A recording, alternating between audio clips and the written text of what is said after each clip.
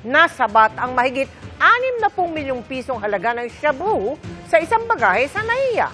Ang dayuhang suspect, nagpakilala umanong estudyante sa Pilipinas. Nakatutok si Marisol Abduraman. Arestado ang babaeng ito sa NAIA Terminal 3 matapos mahuli ng shabu sa loob mismo ng kanyang luggage. Ayon sa PNP-AFC Group, nakita ang droga sa false compartment ng kanyang bag. Hindi siya makikita. Design siya para i-mislead yung inspectors natin.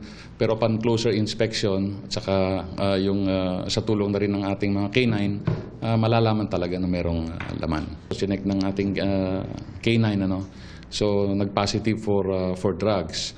So inopen yung luggage in the presence ng ating drug interdiction task group natin.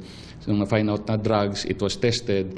Mahigit 9 na kilong shabu na nagkakahalaga ng 63 million pesos ang nakuha mula sa 33 taong gulang na suspect na isang Zambian national. Nagpakilala raw itong estudyante sa Pilipinas pero unang beses pa lang daw natatakan ang kanyang passport sa bansa. Wala naman siyang school na masabi kung anong school, tapos wala siyang mga reservations o dormitories.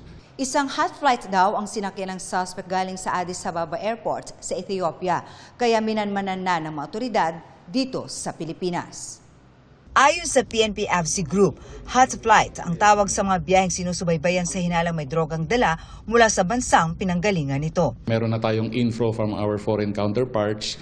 Tapos merong prior information na usually yung mga drugs ay nagagaling sa gandong destination.